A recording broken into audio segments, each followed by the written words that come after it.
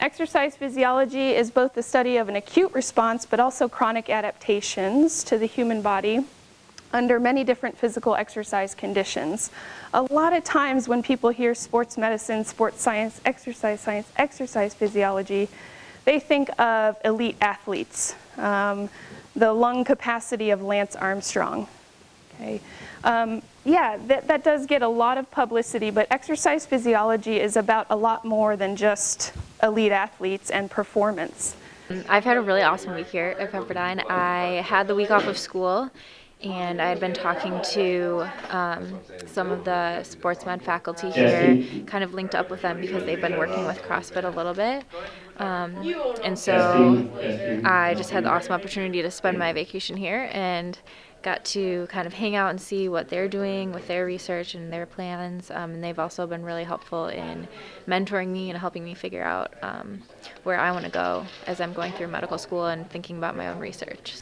The first time I did Fran with a barbell and some bumper plates out on an alumni field, it took me, I'm not sure if I finished, but it took me between 15 and 18 minutes. And I was sort of whimpering to my consigliere, Scott, like, is it supposed to hurt this much? Mostly I had been talking to some people in CrossFit, Dr. Will Wright, and he kind of, just over the past year as I've been thinking about my own research, and he kind of connected me with everyone here at Pepperdine because they've been starting to work with CrossFit a little bit too. So, a common measurement in exercise physiology is the measurement of the volume of oxygen consumed during exercise. So essentially what we do is measure the volume of oxygen consumed and the carbon dioxide exchanged or output. By looking at a ratio of those two gases, we can tell a lot about the energy usage of the body. CO2 is one of the end products of energy metabolism. So as you are producing energy to power muscular work, one of the byproducts of that energy production is CO2.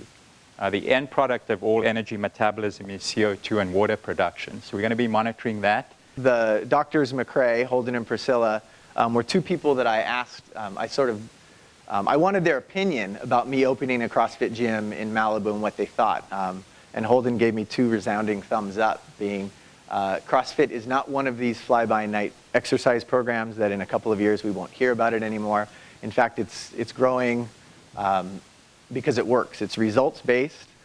People train, they get fitter. Elite athletes train, they get fitter. To my knowledge, there's not another type of fitness program that offers a results-based, something that you can actually tangibly measure results over time. We're not necessarily testing changes in body fat, although we know changes in body fat occur. We're not necessarily measuring things like cholesterol changes due to exercise or changes in diabetics. There is a diabetic in this room who over the last 2 months has gone off diabetes medication as a result of diet and exercise changes. There you go. We have now these portable units. We have one of those units with us today, and we're going to put that unit on a couple of our athletes. Same idea, it's just not attached to a big cart. So the athlete essentially wears around on their back or on their chest or on their waist this metabolic unit. They have a mask fit to their face, no more nose pinching, and a two-way breathing valve.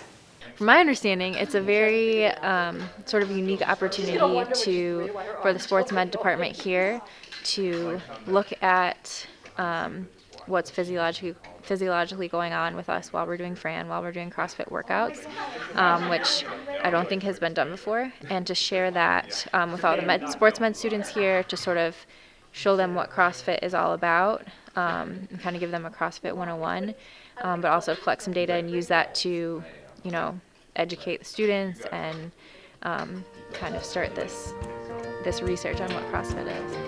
2, 1, go. Go, Julie. 1. Studying exercise can lend itself to disease prevention and disease treatment. So we study the effects of exercise on pathology. Pathology is disease or disorder in the body. We study the effects of exercise on that disease or disorder and mechanisms by which exercise can help reduce, eliminate, or prevent diseases. I really love their approach to research here and how much they really want their research to affect people and to not have research be published in a paper that's filed away somewhere and no one reads it.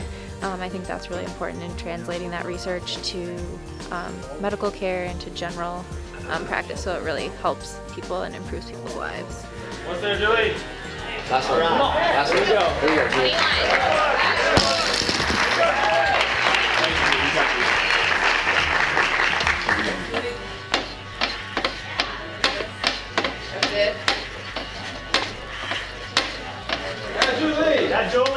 I think it's something that will allow us to have these discussions about what CrossFit is and what is physiologically going on in the research world, because it's harder to have those discussions without data and without seeing exactly what's going on and learning. I mean, CrossFit is just this really unique way of exercising and learning what's actually going on and what, you know, we might be capable of doing in the future. It's really exciting. So I think it's an avenue to sort of start quantifying and start looking at what exactly is going on in CrossFit workouts and to sort of open that door to future research and future observations. This week has helped me really focus in on what I really care about and what I want, sort of where I want my path to go with my own research and with my education, and so sort of making decisions as I come up over the next few years of school, aligning with that goal, and kind of helping me to unite, you know, my passions for CrossFit and for medicine together. So it's been a really awesome, just sort of combination of everything that this week has just been a sort of a culmination of, you know, my passion for medicine, my passion for CrossFit and working out, and sort of seeing where that might take me in the future. Good job, Julie. Good job. Last one, Julie. Good pace. Come on, Julie.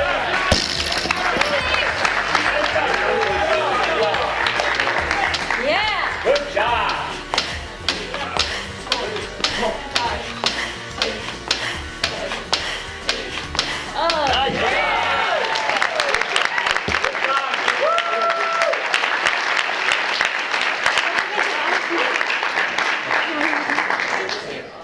So if you look out on the right, on the black line over on the right-hand graph there, it's kind of leveled off just below 190 for those 2 minutes. Okay, pretty high. It's probably right at her max or close to her maximum.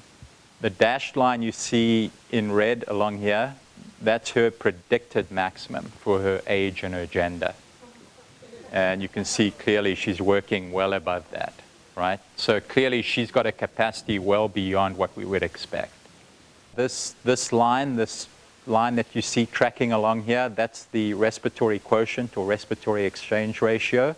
As I said, generally, and I can't see this, generally most of us at rest are somewhere around 0.8, okay, which would indicate mostly fat providing energy to our bodies.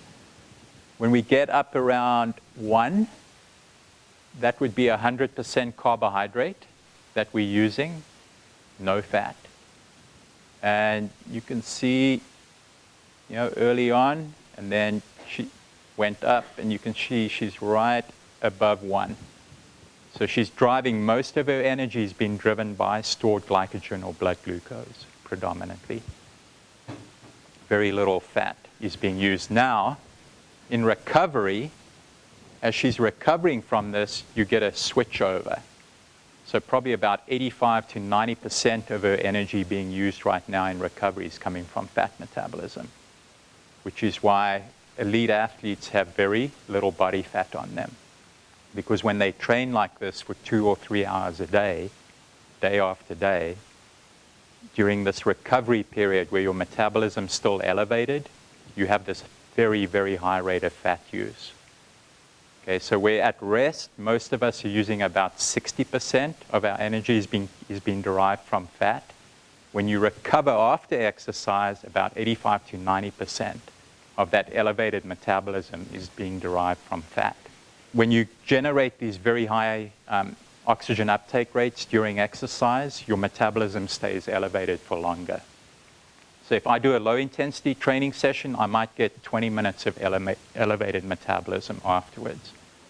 I do one of these training sessions, or not this particular workout, but let's say I train for 15 to 20 minutes at a high intensity.